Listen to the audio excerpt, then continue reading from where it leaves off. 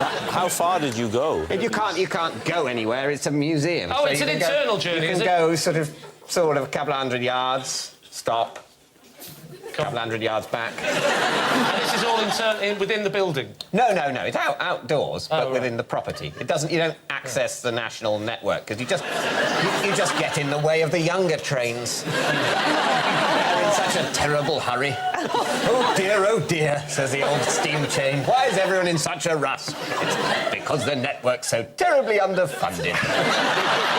Say the trucks.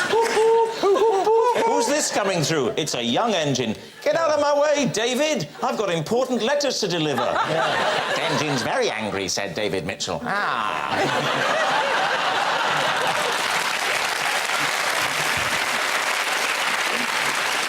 I don't know. This is a hard one because they're all... I don't think it's remotely hard. Oh, which one is it? I think it's David. Why do you think it's David? Because you don't know jack about Morris Townsend. He's never sung a song in his life. They might be bluffers. They might be bluffers. Yeah, well, we'll test them on the knowledge. Very quickly, name some Morris dancing equipment, please, Fern. I have the garters with the belts on. Now you're talking. I have the white knickerbockers and the long socks. I have the wooden-soled shoes. And I've got the big pole now. And...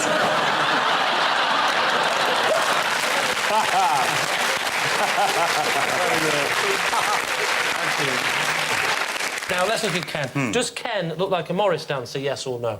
He sort of does, doesn't he? He does, yeah. He does. Does he look like he could drive a steam train? That's a definite big yes, isn't it? Does he look like a record producer? Not today. So who are you going for?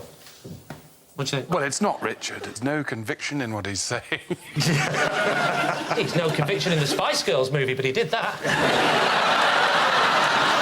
See, I can't see anything but a Morris dancer when I look at him So now. you're thinking it's Fern? I am increasing. You're thinking it's... If we could get a look at his hands, I'm sure we could see if he was a Would you steam like train to driver. see Ken's hands? Yes. Oh, look out. The doctor's in. There we go. There he comes. He's a record producer. Is he? What? Are they smooth? Right, is that your final answer? They're not manual labourers' hands. So what is he? Well, I'll go with Dr. Martin. Oh, God, no, don't. Not me. It's a Morris dancer, then. You think it's Fern? Yeah, let's You go think with it's... Fern now. Well, then I'm going to have to go with the team saying it's Fern. You're saying it's Fern? It goes so, against yes. all my better judgment. All right, OK. Ken, would you please reveal your true identity? Yes, I'm Ken, and I produced a record with Richard E. Grant. Yes, Ken produced Richard's record, a dance version of a Shakespeare soliloquy. And as luck would have it, we've got a clip. Yay! Whether it is nobler in mind or to take arms against a sea, end them, to die, to sleep, no more, no more.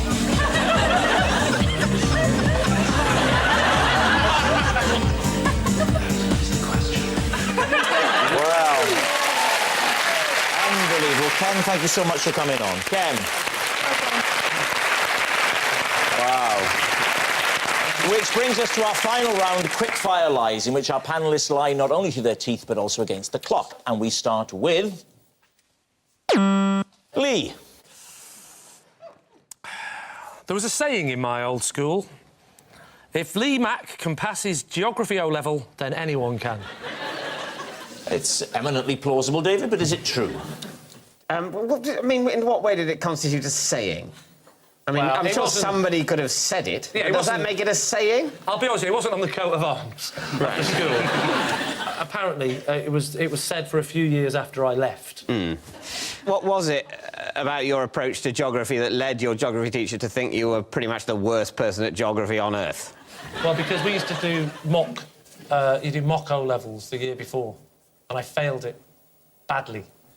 So they said, you're going in the CSE class, which was for the kids who used to hit nails with hammers. And my mum went down to the school and said, he just failed it, and with that extra chance, he'll pass it. And they looked at her sad little crying eyes and and that bag of coal on her back, and they said... I mean, Mac, they said, We'll give him that one chance. Look, Lee, if this isn't being developed into a film, then you've been robbed. What was the grade? The grade that I passed with? Yeah. C. So if you had stayed in that is a grade. Yes. Listen, this is important. Right. Yes. I doubt that, but carry on. No wonder you're single.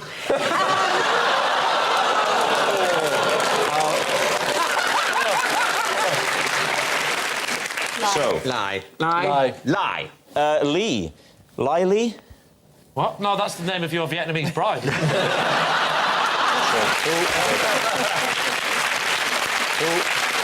Who even as I speak is at home right now banging against the inside door of the airing cupboard. I'll be home soon, my sweet. Lee, lie? It is, in fact, true. True. Next. David Mitchell. Here we go. I, of course, got a grade A degree in geography.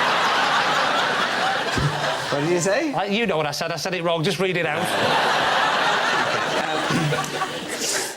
For 6 months, I wrote horoscopes for a women's magazine. There we are. Lee. Right. What was the women's magazine?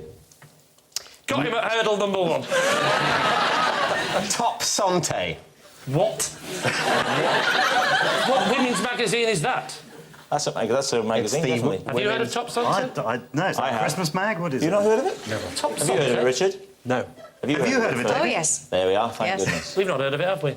If you'd have said... Well, it's not aimed at you, is it? Frankly. Well, it depends how annoying he's being.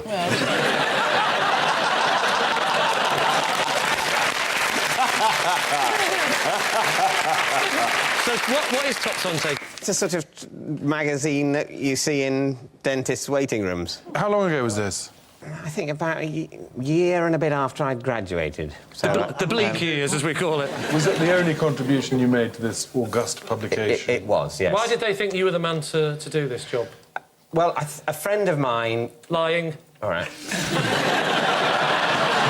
worked for them, and they basically just, for 50 quid a week, they just needed, you know, some vague text that they wouldn't be held to, saying a period of transition is coming, but it's time not to end hope, but still to be wary. You know, that's £50 a week for 6 months, once a week, doesn't know anything about star signs, nothing that would make them go, David's the man. No, I because shouldn't be doing you it. are quite articulate. They should have got a qualified charlatan, but no. So, Lee, it's time to take a guess. Is David telling us the truth, do you think, or could this be a lie? Oh, it's a fib. He's lying. All right. He said it with conviction. Yes. I'm saying he's lying. What do you say? Sanjeev? Yeah, I think he's a liar. So you're saying it's a lie. David Mitchell, truth or lie? It's a lie. Oh, it was a lie. It was a humongous lie. May I just say, in my defence, obviously I know nothing about horoscopes, but the thing that you most disbelieved, there's definitely a magazine, isn't there? Called Yes. Top Yes. Santé? Yes, there is. I thought I was sitting there, name a woman's magazine. I couldn't think of a thing. Popped into my head, and frankly, I want a medal. I think you did very well. And that noise signals time's up. It's the end of the show, and I can reveal that it's a narrow victory for Lee by 6 points to 5. But, of course, it's not just a team game, and my individual liar of the week is Martin Clunes. Yes. Martin Clunes, who I'm also starting to think isn't actually a real doctor, and perhaps I shouldn't have let him examine my testicles before the show. Goodbye.